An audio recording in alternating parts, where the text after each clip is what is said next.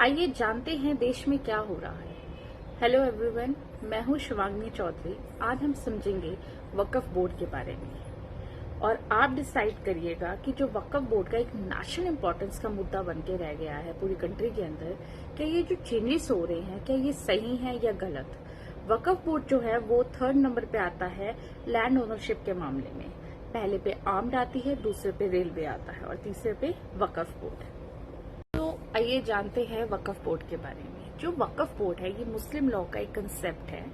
अगर कोई भी पर्सन अपनी प्रॉपर्टी, चाहे वो इमूवेबल प्रॉपर्टी होती है जैसे कि हाउस हो गया, मूवेबल प्रॉपर्टी जैसे कि मनी, अगर वो चैरिटी करता है या डोनेट करता है इन द नेम ऑफ गॉड, तो वो प्रॉपर्टी जो है वो वक्फ बोर्ड के कंट्रोल में आ जाती है और इसके अंदर जो ओनरशिप होती है वो परमानेंट होती है। You can take it back. अगर आपने एक बड़ी प्रॉपर्टी अपनी दे दी in the name of God, charity कर दी, डोनेट कर दी, तो आप उस प्रॉपर्टी को दोबारा वापस नहीं ले सकते हैं। जो पर्सन डोनेट करता है हम उसे वाकिफ कहते हैं। और ये जो प्रॉपर्टी है ये किसके कंट्रोल में जाती है? ये प्रॉपर्टी जो है ये स्टेट वक्फ बोर्ड के कंट्रोल में जाती है। सो स्टेट वक्फ बोर्ड अब डिसाइड करता है कि इस प्रॉपर्टी का क्या कर सकते हैं। ये प्रॉपर्टी एक पीस ऑफ लैंड भी हो सकती है। वक्फ अमेंडमेंट एक्ट 1995 में के अंदर कुछ कंट्रोवर्शियल प्रॉब्लम्स थी जो कि वक्फ अमेंडमेंट बिल 2025 के अंदर उसको रेक्टिफाई किया गया। पहली जो थी dedication of property bye non Muslims, कि मतलब हिंदू, सिख, जैन भी जो थे जो प्रॉपर्टी को डोनेट कर सकते थे इन पर्पसेस के लिए, बट अब ये नहीं है। जो प्रैक्टिस कर रहे हैं इस्लाम 5 इयर्स से वही इस प्रॉपर्टी को डोनेट कर सकते हैं वक्फ बोर्ड को। दूसरा है वक्फ बाय यूजर्स। आर्बिट्रेरली क्या होता था कि कोई भी चीज को वक्फ प्रॉपर्टी मान लिया जाता था, मतलब किन प्रॉपर्टीज को, कि बहुत टाइम से एक चीज की प्रैक्टिस चल रही है या वहां पे प्रेयर हो रही है उस प्रॉपर्टी की, या किसी भी रिलीजियस पर्पस के लिए यूज हो रही है कुछ काफी सालों से, तो उस प्रॉपर्टी को एज ए वक्फ प्रॉपर्टी मान लिया जाता था। कोई रिटर्न डॉक्यूमेंटेशन की जरूरत नहीं होती थी। बट अब ये चीज खत्म हो गई है। अब आपको ऑफिशियल डिक्लेरेशन देनी पड़ेगी to declare that property as वक्फ।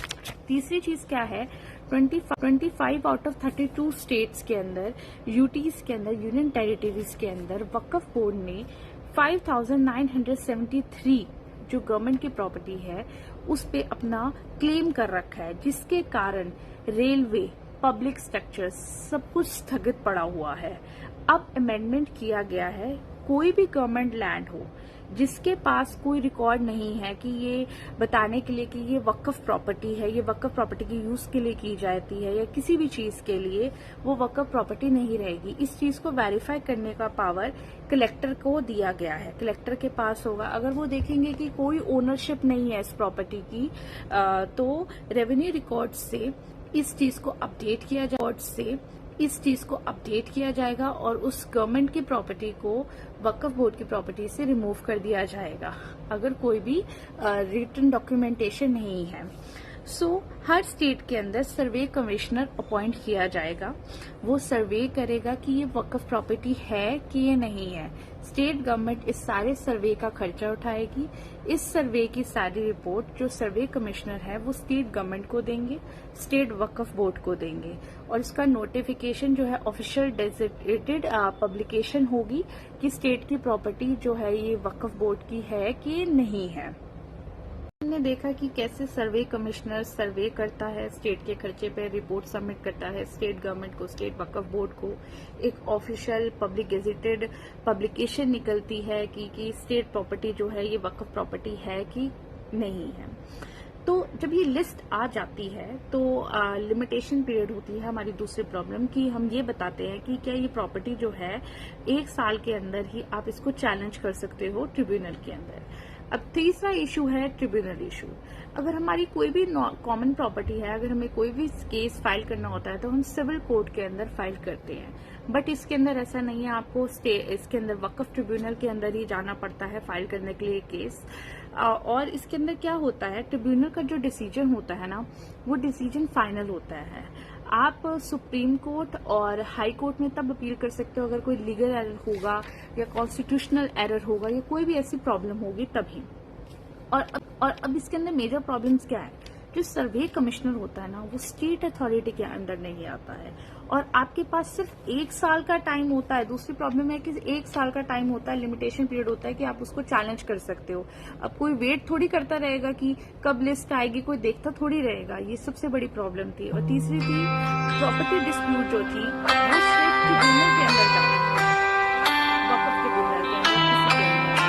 तो इन सब चीज को देखने के लिए वक्फ अमेंडमेंट बिल 2025 इंट्रोड्यूस किया गया जो सर्वे ट्रिब्यूनल और लिमिटेशन को एड्रेस करेगा। अमेंडमेंट बिल 2025 अब वो मेजर देखता है चेंजेस इन सर्वे में। डिस्ट्रिक्ट कलेक्टर जो है अब वो सर्वे करेगा कि ये वो प्रॉपर्टी जो है वो स्टेट के अंदर की वो वक्फ प्रॉपर्टी है कि नहीं है। अगर उसके डिसीजन से कोई सेटिस्फाइड नहीं है तो आप हाई कोर्ट के अंदर अपील कर सकते हैं 90 डेज के अंदर। जो डिस्ट्रिक्ट कलेक्टर आया है इससे बेटर मैनेजमेंट होगी, बेटर डिसीजन मेकिंग होगी, जो डिस्प्यूट रेजोल्यूशन होंगे वो न्यूट्रल होंगे और काफी ज्यादा ट्रांसपेरेंट होंगे। जो लिमिटेशन पीरियड है, अब दूसरी प्रॉब्लम, पूरे इंडिया के अंदर लिमिटेशन एक्ट 1963 एक लीगल फ्रेमवर्क है जो अप्लाई होता है। अगर एक इंडिविजुअल की प्रॉपर्टी इलीगली किसी ने ऑक्यूपाई करी है तो हम जो है वो इंसान वो 12 इयर्स के तक, उसके बाद लिमिटेशन पीरियड होता है कि वो फाइल कर सकता है केस। अगर कोई गवर्नमेंट लैंड है तो 30 साल का टाइम होता है। अगर वक्फ प्रॉपर्टी है तो आपके पास कोई लिमिटेशन पीरियड नहीं होती है। अगर 100 साल पुराना भी प्रॉपर्टी हो, वक्फ बोर्ड उस पर भी क्लेम कर सकती है। आपके पास कोई ये सबसे बड़ी एक्सेप्शन है वक्फ प्रॉपर्टी के पास कि वो उस प्रॉपर्टी को भी क्लेम कर सकती है, कि वो अपने पास रख सकती है। अगर किसी इंडिविजुअल की प्रॉपर्टी पर वक्फ बोर्ड ने क्लेम कर दिया कि ये उसकी प्रॉपर्टी है तो लिमिटेशन पीरियड के हिसाब से उसको 12 साल का टाइम नहीं दिया जाएगा कि इलीगली मेरी प्रॉपर्टी को आपने ऑक्यूपाई करा है।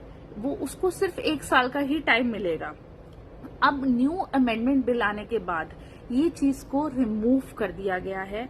अब जो लिमिटेशन एक्ट है 1963 अब वो अप्लाई होगा ऑल ओवर, वक्फ बोर्ड पे भी वो अप्लाई होगा। अगर कोई भी डिस्प्यूट है सपोज गवर्नमेंट की प्रॉपर्टी और वक्फ के बीच में, वक्फ बोर्ड के अंदर, तो ये माना जाएगा कि गवर्नमेंट की प्रॉपर्टी है वो, जब तक उसका रिजल्ट नहीं आ जाता। अब हम बात करें प्रॉपर्टी और वक्फ के बीच में, वक्फ बोर्ड के अंदर, तो ये माना जाएगा कि गवर्नमेंट की प्रॉपर्टी है वो, जब तक उसका रिजल्ट नहीं आ जाता। अब हम बात करेंगे वक्फ अलाल औलाद के बारे में, इनहेरिटेंस राइट, विमेन्स राइट के बारे में। ये बहुत इम्पोर्टेंट है, बहुत अच्छा ये गवर्नमेंट ने काम किया है औरतों का एक तरह का एनहेंस करके, उनके डिसीजंस को, पावर को, उनकी सारी चीजों को। अगर मेनली इसमें क्या होता था कि कोई लीगल हायर मतलब लाइन ऑफ सक्सेशन में अगर खत्म हो जाता है, कोई भी मेल नहीं बचता है, तो वो property state away religious purpose को डोनेट हो जाती थी। वो प्रॉपर्टी किसी डॉटर को नहीं जाती थी या किसी बहू को नहीं जाती थी, किसी को मैरिड वुमेन को किसी के पास नहीं जाती थी। अब जब से ये बिल आया है इसके अकॉर्डिंग ये कहा गया है कि अब जो लीगल और डॉटर भी इंक्लूड की जाएगी, वो भी लीगल हायर होंगे, वो भी आगे प्रॉपर्टी को ले सकते हैं, वो भी प्रॉपर उनका इक्वल राइट, इक्वल स्टेटस होगा अपने पेरेंट्स के प्रॉपर्टी रिलेशन के अंदर। तो ये इक्वल शेयर क्लेम कर पाएंगी जो डॉटर्स हैं, जो मैरिड वुमेन्स है वो। अब हम बात करेंगे कॉम्पोजिशन ऑफ वक्फ के बारे में, वक्फ बोर्ड के बारे में और वक्फ काउंसिल के बारे में। वक्फ बोर्ड के अंदर जो पहले थे सारे मुस्लिम मेंबर्स इंक्लूड थे, कोई नॉन मुस्लिम नहीं था। अब 2 आउट ऑफ 11 मेंबर्स जो होंगे वो नॉन मुस्लिम होंगे। जो नॉन मुस्लिम होंगे वो चैरिटेबल एडमिनिस्ट्रेटिव मैटर्स के इन्वॉल्व होंगे, ना कि रिलीजियस मैटर्स को।